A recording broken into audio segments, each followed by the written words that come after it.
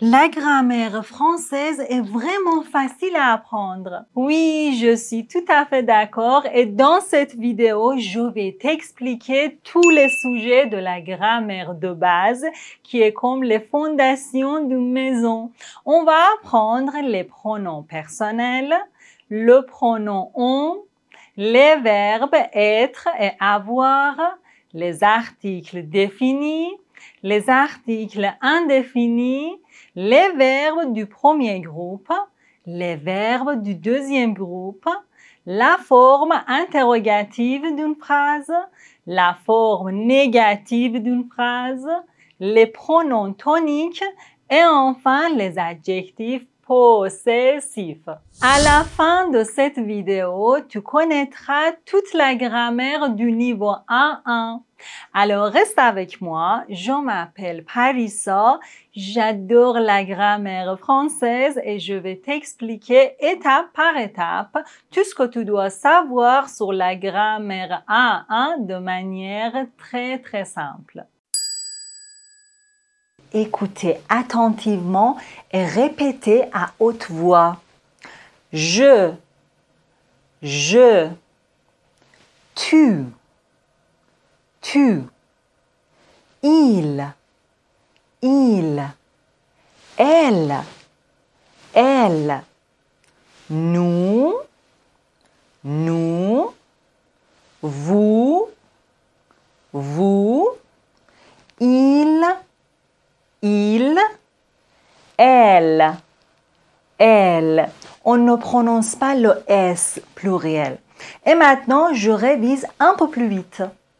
Je, tu, il, elle, nous, vous, il, elle. Pour parler comme un francophone, il faut respecter les règles de la prononciation. Dans le premier épisode que je vous invite à aller voir, on a appris que cette lettre se prononce E. E. Donc, dans ce mot, il faut garder la prononciation de cette lettre. E, je. E, je. On ne doit pas dire joue ou bien jo, ok? On doit dire tout simplement je. Ensuite, cette lettre se prononce O. O. Et cette lettre se prononce U. U. Mais la combinaison de ces deux lettres va créer le son OU. OU. Donc, ces deux mots se prononcent comme ça. Nous, vous. Nous, vous. On ne doit pas dire nu, vu, non. Nous, vous. Mais j'ai deux questions très importantes dans ma tête. Quand il y a des hommes et des femmes dans un endroit, on doit utiliser il ou bien elle. Et voici la réponse. Quand il y a par exemple 1000 femmes et un seul homme ou bien un seul petit garçon, on doit utiliser il. Mais pourquoi? Je ne sais pas vraiment, c'est la règle. Deuxième question. Est-ce qu'on peut utiliser vous à la place de tu? Oui, bien sûr. Quand on veut parler très poliment ou quand on veut parler à quelqu'un qu'on ne connaît pas très bien, c'est mieux d'utiliser vous à la place de tu. Par exemple, monsieur, je peux vous aider? Vous allez bien, madame? Mais quand on veut parler avec un ami ou avec un enfant, on peut utiliser tu. Par exemple, tout va bien, mon ami? Tu as quel âge, ma petite? Dans toutes les langues, on a deux verbes principaux et importants. To be, to have. Mais en français, on dit être, avoir. Tout d'abord, on va apprendre la conjugaison du verbe être. La conjugaison du verbe être est irrégulière. Il faut écrire et répéter plusieurs fois pour l'apprendre. Dans cette vidéo, on a déjà appris les pronoms personnels. Je, tu, il, etc. Et maintenant, grâce aux pronoms personnels, on peut conjuguer le verbe être. Comme d'habitude, écoutez attentivement et répétez à haute voix. Je suis. Tu est, tu es. Il est, il est. Elle est, elle est. Nous sommes, nous sommes. Vous êtes, vous êtes. Ils sont, ils sont. Elles sont, elles sont. Nous avons quelques remarques très importantes à propos du verbe être. Numéro 1. Regardez bien, les lettres qui sont rouges ne se prononcent pas. Comme vous voyez, on ne doit pas prononcer le S et le T final. Numéro 2. Pour la première personne, on doit dire « je suis ». On ne doit pas dire « je suis », ok? « Je suis » non. Je suis Parissa. Je suis professeur de français. Numéro 3. Vous êtes. Ici, on fait la liaison entre le S et le E accent circonflexe. Vous êtes, vous êtes, vous êtes. Numéro 4. Ils sont, elles sont. On ne doit pas prononcer le N complètement. On ne dit pas ils sont, elles sont. Non. Ils sont, elles sont. Pour apprendre l'emploi du verbe être de façon pratique, je vous donne quelques exemples. Je suis Parissa. Après le verbe être, on peut avoir un nom propre. Je suis Parissa. Tu t'appelles comment? Tu es gentil. Après le verbe être, on peut avoir un adjectif. Tu es gentil. Il est intelligent. Oh, je suis fatiguée. Après le verbe être, on peut avoir l'adjectif de nationalité.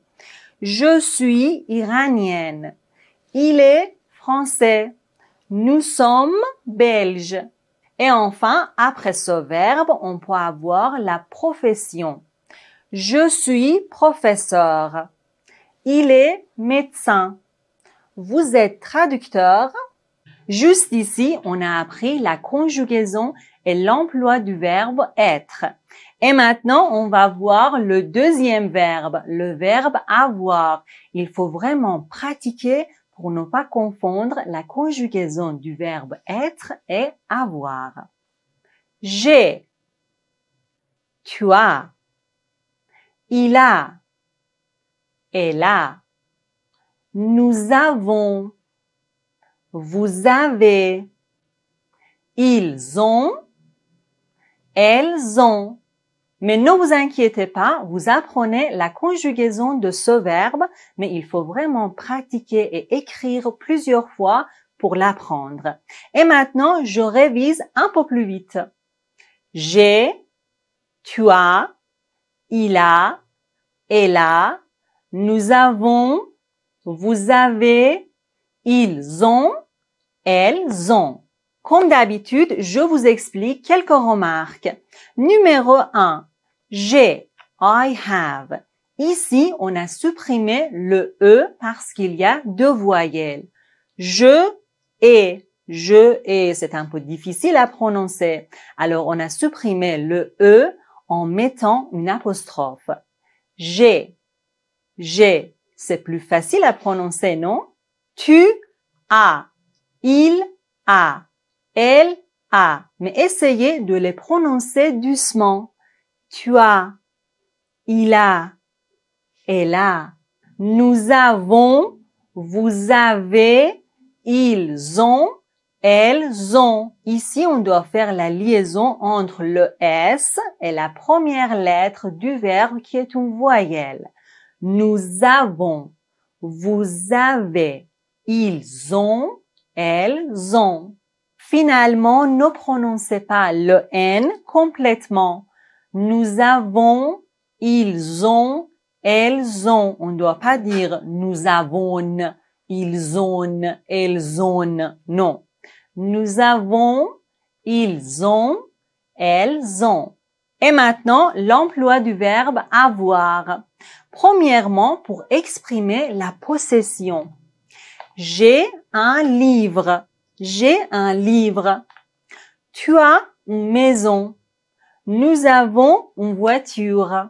Deuxièmement, pour donner l'âge, on doit utiliser le verbe avoir. Attention, on ne doit pas utiliser le verbe être. J'ai 35 ans. On ne doit pas dire je suis 35 ans. Non.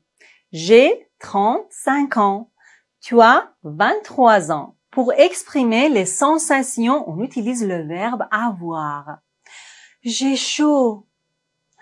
J'ai froid. J'ai faim. J'ai soif. Merci beaucoup. Dans la langue française, certains noms sont masculins et certains noms sont féminins. Donc, on a le qui montre un nom masculin et aussi singulier.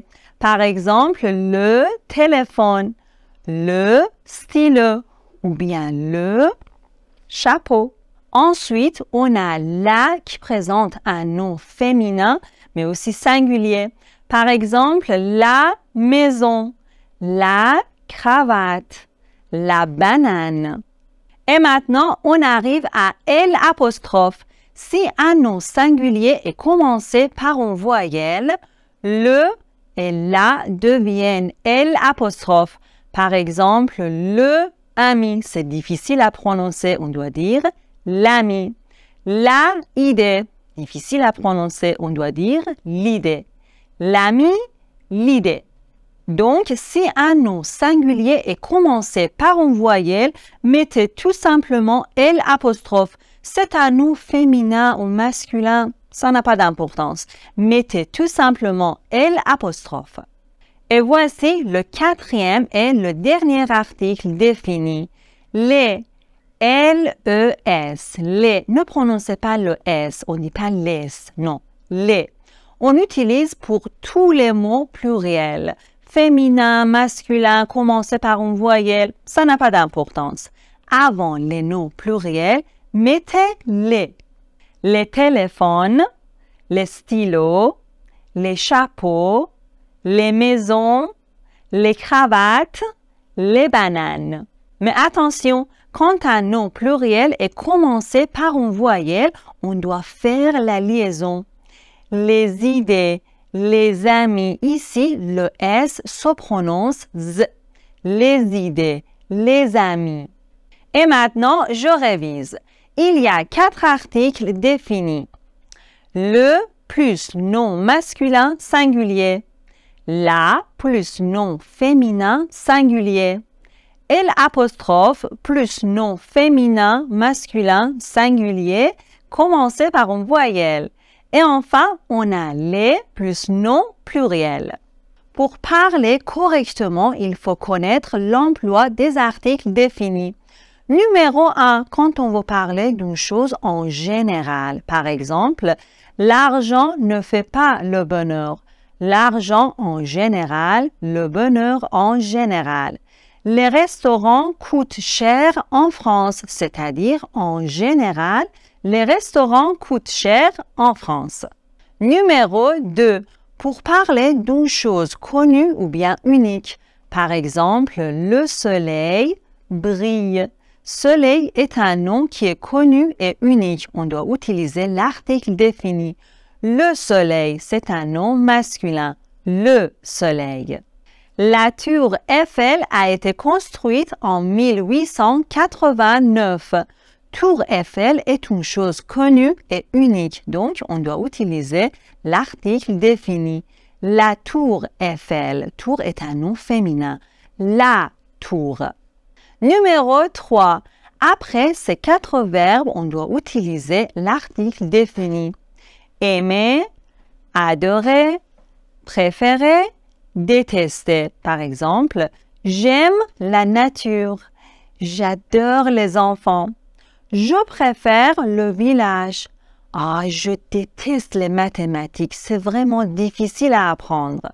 Numéro 4. Devant les noms de géographiques, on doit utiliser l'article défini. le Canada, la France, l'Iran, l'Angleterre, les États-Unis. Mais j'ai une question très importante dans ma tête. Comment savoir si un nom est masculin ou bien féminin? Malheureusement, il n'y a pas de règle absolue, mais je peux vous donner un tout petit conseil. Dès le début, essayez de mémoriser les mots avec leurs articles. Par exemple, vous voulez mémoriser le mot livre. Écrivez dans votre cahier le livre. Écrivez avec son article qui montre que c'est un nom masculin. Donc, pour mémoriser, écrivez le livre. Répétez le livre. Écrivez la maison. Répétez la maison avec son article, ok? Voici les articles définis. Vous vous souvenez? Le plus nom masculin singulier, la plus nom féminin singulier, L' plus nom féminin masculin singulier commencé par une voyelle, les plus nom pluriel. Et maintenant, regardez bien. Voici les articles indéfinis. Un, une, des. D-E-S, on ne prononce pas le S. D, ok? Un, une, des. Un plus nom masculin singulier, par exemple, un chien, un livre. Une plus nom féminin singulier, par exemple, une maison, une voiture. Un et une, c'est et un en anglais, par exemple, j'ai acheté une voiture, c'est-à-dire I bought a car. Une voiture, a car. Il y a un livre sur la table, c'est-à-dire there is a book on the table. Un livre, a book. J'ai un parapluie, c'est-à-dire I have an umbrella. Vous voyez, un et une sont traduits et ou un en anglais. On arrive au troisième article, des qui signifie some ou bien S pluriel en anglais. Par exemple, j'invite des amis, c'est-à-dire I invite some friends ou bien I invite friends. Il y a des oranges dans l'assiette, c'est-à-dire there are some oranges on the plate ou bien there are oranges on the plate. Mais quand est-ce qu'on doit utiliser les articles indéfinis? La réponse est très simple. Les articles indéfinis s'emploient quand on veut parler d'une chose ou bien d'une personne pour la première fois et qu'ils désignent une chose ou bien une personne non identifiée. J'ai trouvé des gants par terre. Des gants, ce sont des choses non identifiées. Ils ont une villa sur la Côte d'Azur. Une villa, c'est une chose non identifiée et on parle de cette villa pour la première fois. Dans la langue française, on a 3 groupes de verbes. Aujourd'hui, on va voir le premier. Les verbes du premier groupe se terminent par ER. Par exemple, chanter, travailler ou bien parler. Pour conjuguer les verbes du premier groupe, on doit supprimer ER. Et maintenant, on a un radical pour toutes les personnes. Ensuite, on doit ajouter ces terminaisons qui sont rouges et régulières. Et maintenant, je conjugue le verbe parler.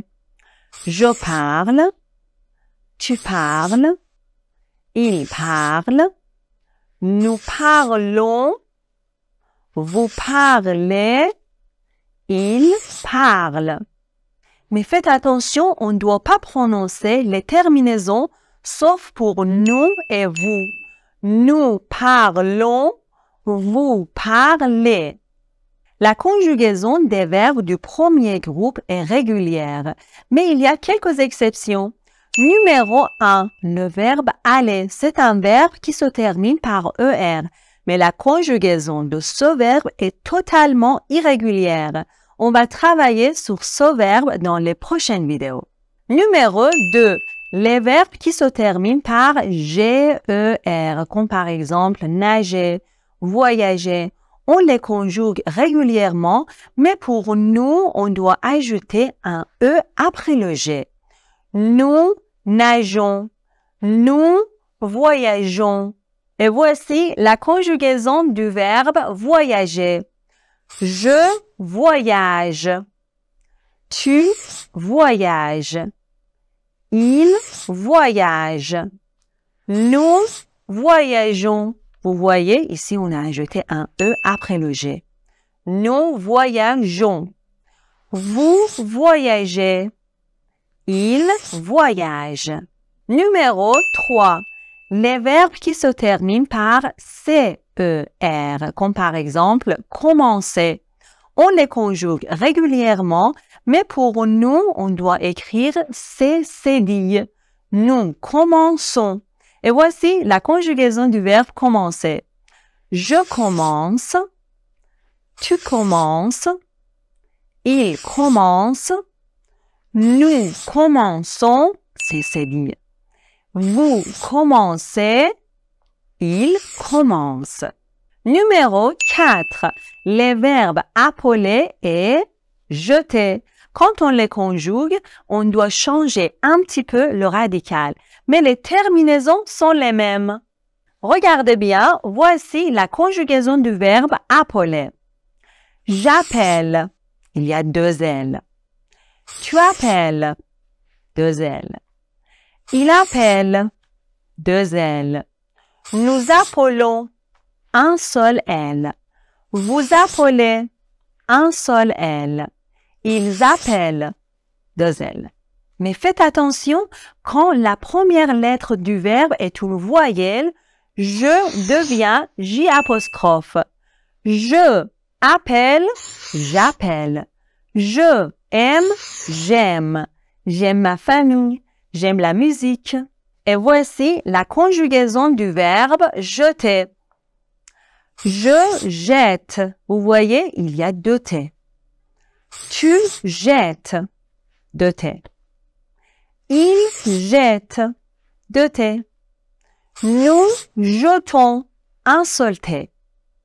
Vous jetez, un seul T. Il jette, 2 T. Les verbes du deuxième groupe se terminent par IR, comme par exemple finir, choisir, rougir, grandir. Mais comment on doit conjuguer les verbes du deuxième groupe? Ne vous inquiétez pas, c'est trop simple. Tout d'abord, on doit supprimer IR. Et maintenant, on a un radical pour toutes les personnes. Ensuite, il faut ajouter ces terminaisons qui sont rouges et heureusement régulières. IS, IS, IT, I2S, ONS, I2S, EZ, I2S, ENT. Écoutez bien, c'est la conjugaison du verbe finir. Je finis, on ne prononce pas le S. Tu finis, comme vous voyez, je et tu se conjuguent de la même façon. Tu finis. Il finit. Nous finissons. Nous finissons. Vous finissez. Vous finissez. Ils finissent. Comme toujours, on ne prononce jamais ENT. Ils finissent. Vous voyez, c'est trop simple et on peut conjuguer tous les verbes du deuxième groupe de la même façon. Par exemple, le verbe choisir. Je choisis. Tu choisis. Il choisit. Nous choisissons. Vous choisissez. Ils choisissent. Et maintenant, comme toujours, les remarques très importantes. Numéro 1. Quand un verbe se termine par OIR, ce n'est pas le verbe du deuxième groupe, c'est un verbe du troisième groupe. Par exemple, pouvoir, vouloir. Les conjugaisons de ces verbes sont totalement différentes. Numéro 2.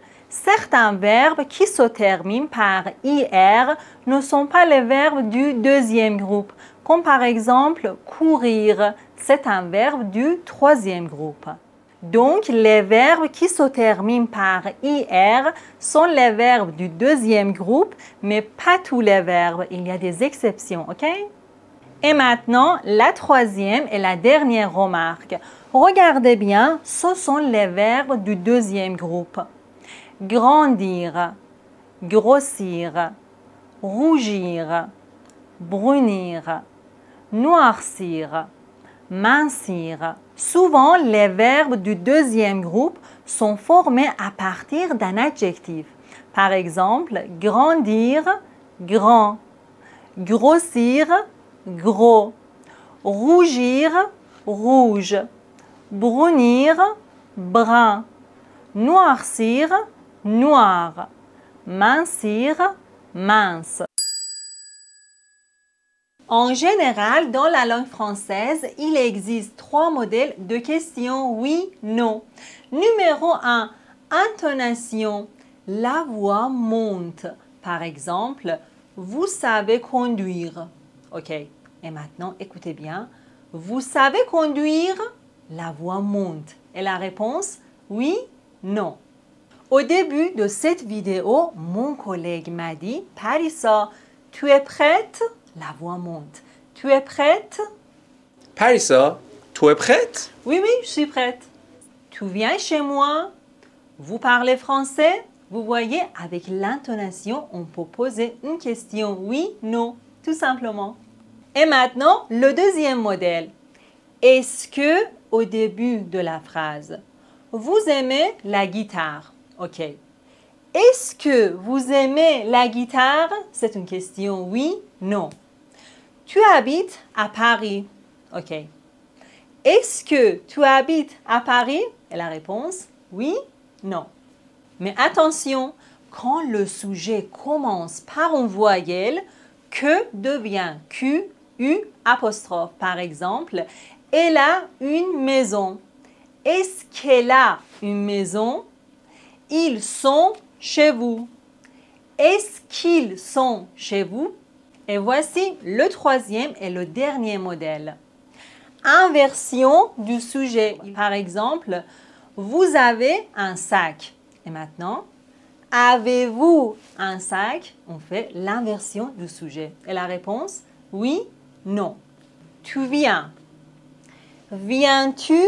Comme vous voyez, après l'inversion du sujet, il faut mettre un trait d'union entre le verbe et le sujet. Vous savez conduire. Et maintenant, savez-vous conduire? Il faut mettre un trait d'union. Attention, quand le verbe finit par une voyelle et que le sujet commence par une voyelle, il faut mettre un T entre le verbe et le sujet. Il a une voiture. Et maintenant, je fais l'inversion. A-il une voiture? C'est vraiment difficile à prononcer. Donc, on doit mettre un T entre le verbe et le sujet. A-t-il une voiture? Un autre exemple. Il joue au tennis. Et maintenant, je fais l'inversion. Joue-t-il au tennis? Il faut mettre un T entre le verbe et le sujet. Mais qu'est-ce qu'on doit faire quand le sujet est un nom propre? Par exemple, Caroline est chez toi. On doit dire est Caroline chez toi? Mais non, quand le sujet est un nom propre, il faut garder le nom propre au début de la phrase et on doit mettre le pronom sujet correspondant après le verbe. Caroline est chez toi. Pour faire l'inversion du sujet, je dois dire Caroline est-elle chez toi? Elle, c'est un pronom sujet pour Caroline. Paul est malade. Je dois dire Paul est-il malade? Vous voyez, pour l'inversion du sujet, il faut garder le nom propre au début de la phrase en mettant le pronom sujet correspondant après le verbe. Voici les 3 types de négation les plus simples. Numéro 1, avec ne, pas qui entoure le verbe. Par exemple, je sais, je ne sais pas. Je comprends, je ne comprends pas. Vous voyez, on peut faire une phrase négative tout simplement. Il va au cinéma, Il ne va pas au cinéma. Et voici le deuxième.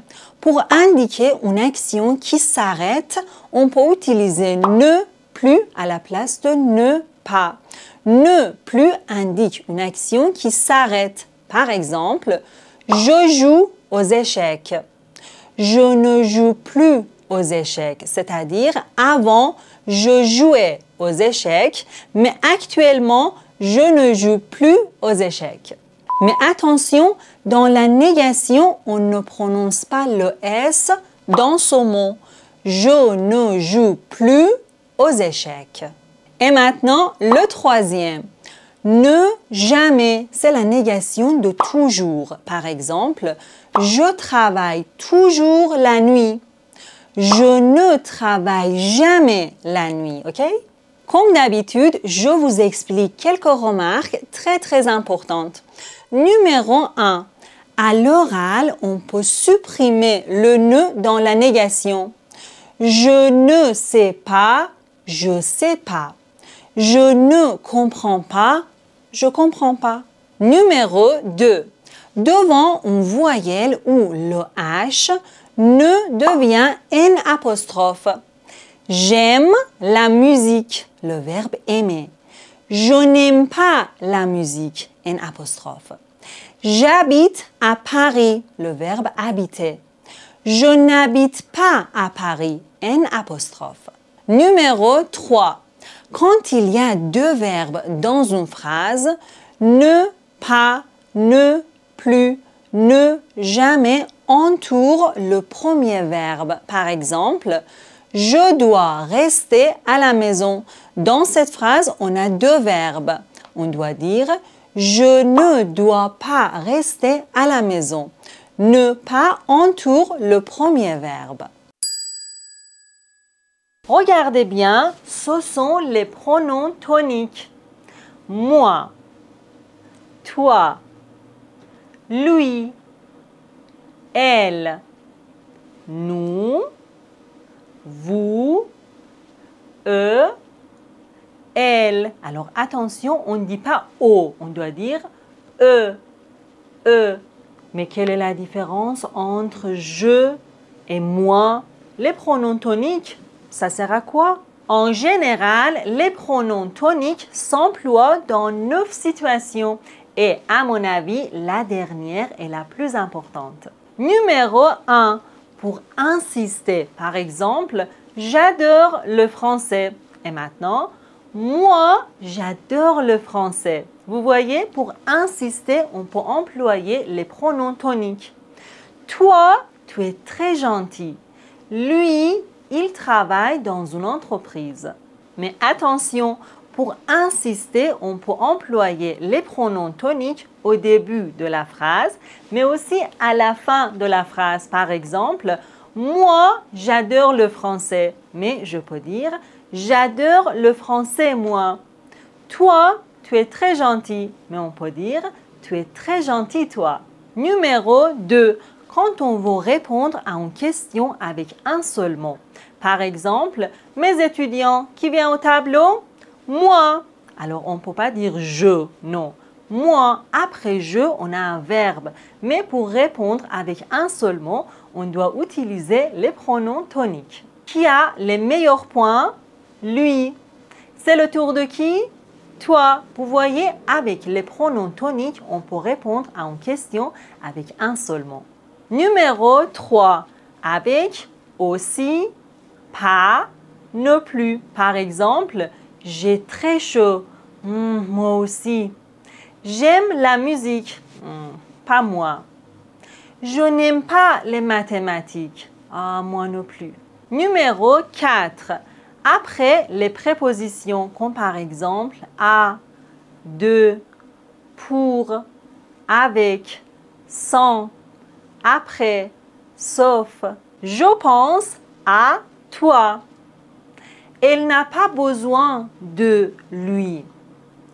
Tu viens avec moi. Oui, je viens avec toi. Mon frère ne peut pas vivre sans elle. On fait la liaison. Sans elle. C'est pour qui? C'est pour moi. Je réponds à cette question après toi. Tout le monde va au cinéma sauf moi. Et maintenant, numéro 5. Après le mot « et », on utilise les pronoms toniques. Par exemple, mon mari et moi habitons ensemble. Sylvie et lui étudient le français. Numéro 6. Après, c'est, ce n'est pas, ce sont, ce ne sont pas. Par exemple, c'est toi qui as fait ça. Non, ce n'est pas moi, c'est lui. Ou bien, ce sont eux qui ont commencé. Numéro 7. Pour faire la comparaison, par exemple, tu es plus âgé que moi. Vous voyez, pour faire la comparaison, on peut employer les pronoms toniques après que moi, que lui. Numéro 8. Pour donner son opinion, par exemple, d'après moi, c'est vraiment difficile à comprendre. Selon lui, il faut travailler dur pour réussir. Donc, après les mots d'après et selon, on doit utiliser les pronoms toniques. D'après moi, selon lui. Et voici la dernière situation qui est, d'après moi, la plus importante. Avant les mots même et même avec S pluriel, on emploie les pronoms toniques. Moi-même, toi-même, lui-même, elle-même, nous-mêmes, vous-même, eux-mêmes, elles-mêmes. Nous avons fait ce gâteau nous-mêmes. Il a choisi ses chaussures lui-même. J'ai préparé le dîner moi-même. Vous voyez, c'est trop simple. Mon livre, ta maison, ses clés, notre voiture, votre passeport, leurs enfants. Installez-vous bien, on va apprendre les adjectifs possessifs une fois pour toutes. Dans la langue française, certains noms sont masculins, certains noms sont féminins, certains noms sont pluriels. Si je possède moi-même une chose ou bien une personne masculine, je dis mon. Mon plus nom masculin singulier. Mon livre. Livre est un nom masculin singulier. Mon livre. Mon père. Mon stylo. Moi, je suis une femme, peu importe. Livre, père, stylo, ce sont les noms masculins singuliers. Donc, je dois dire mon. Mon plus nom masculin singulier. Mon livre, mon père, mon stylo. Si je possède une chose ou bien une personne féminine, je dis ma. Ma plus nom féminin singulier. Ma maison, ma mère, ma chambre, maison, mère, chambre. Ce sont les noms féminins singuliers. Donc, je dis ma maison, ma mère, ma chambre. Si je possède plusieurs choses ou plusieurs personnes masculines ou bien féminines, je dis mes, M-E-S, mes plus nom pluriel, mes livres, mes clés, mes vêtements. Je suis une femme ou un homme, peu importe. Ce sont les noms féminins ou masculins, peu importe. Je dois dire mes livres, mes clés, mes vêtements. Si toi, tu possèdes une chose ou bien une personne masculine, je dis ton plus nom masculin singulier. Ton livre, ton père, ton stylo. Et si tu possèdes une chose ou bien une personne féminine, je dis ta plus nom féminin singulier. Ta maison, ta mère, ta chambre. Et si tu possèdes plusieurs choses ou plusieurs personnes, je dis tes plus nom pluriel, tes livres, tes clés, tes vêtements. Jusqu'ici, on a appris mon, ma, mes, ton, ta, tes. Ensuite, on a son, sa, c'est. C'est quand je parle d'une personne qui n'est pas moi, qui n'est pas toi. C'est une seule autre personne. Il ou bien elle, peu importe. Son plus nom masculin singulier. Son livre est sur la table. Sa plus nom féminin singulier. Sa maison est très grande. C'est plus nom pluriel. Malheureusement, elle a perdu ses clés. Mon, ma, mes, ton, ta, tes, son, sa, c'est. Et alors, pour nous, qu'est-ce qu'on doit dire? Notre, non. Notre plus nom masculin singulier. Notre plus nom féminin singulier, c'est identique. Nom plus nom pluriel. Notre père, alors on ne dit pas notre père, c'est difficile à prononcer. Notre père, notre père. Notre mère. Nos parents. Parents est un nom pluriel, donc on dit nos parents. Et maintenant, pour vous, on a votre, vos. Votre plus nom masculin singulier, votre plus nom féminin singulier, c'est identique. Vos plus nom pluriel. Votre père, on ne dit pas votre père, votre père. Votre mère, vos parents. Et enfin, pour il et elle, on a leur avec S. Leur plus nom masculin singulier, leur plus nom féminin singulier, c'est identique. Leur avec S plus nom pluriel. Leur père, leur mère, leurs parents. Et maintenant, je les répète verticalement. Pour les noms masculins singuliers, on a mon, ton, son, notre, votre, leur. Pour les noms féminins singuliers, on a ma, ta, sa, notre, votre, leur. Et pour les noms pluriels, on a mes, tes, ses, nos, vos, leurs avec S. Et maintenant, comme toujours, je vous explique quelques remarques très importantes. Numéro 1, regardez bien. Mon, ton, son. On ne doit pas dire mon, ton, son. Non. Ce sont les voyelles nasales. Mon, ton, son. Mon prénom et Parissa. On ne doit pas dire mon prénom. Non. Mon prénom. Ton prénom. Son prénom. Numéro 2. Votre, vos. Ce sont les adjectifs possessifs qui s'emploient dans deux situations. Quand on parle avec plusieurs personnes et quand on parle avec une seule personne, mais poliment, par exemple, mesdames, vos repas sont prêts. Ici, je parle avec plusieurs personnes. Vos papiers, s'il vous plaît, monsieur. Ici, je parle avec une seule personne, mais poliment. Numéro 3. Regardez bien. Mes, tes, ses, nos, vos, leurs. On ne prononce pas les S finales. Mes, tes, ses, nos, vos, leurs. Mais quand les mots qui viennent après ces adjectifs possessifs commencent par une voyelle ou un H muet, on doit faire la liaison et le S se prononce Z. Mes enfants, tes amis, ses idées, nos histoires, vos appartements, leurs hôtels. Vous voyez, on doit faire la liaison. Numéro 4.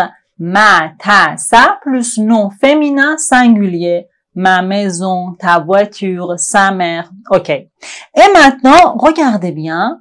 Ce sont les mots féminins singuliers qui commencent par une voyelle ou un H muet.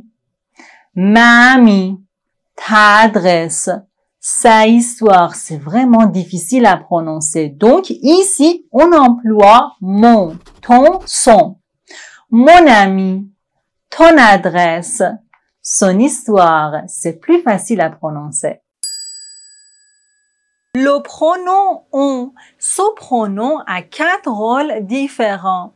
Mais avant d'expliquer cette leçon, il faut savoir que le verbe de ce pronom se conjugue toujours, toujours et toujours comme la troisième personne du singulier, c'est-à-dire comme il et elle. Il parle, elle parle, on parle. Il dit, elle dit, on dit.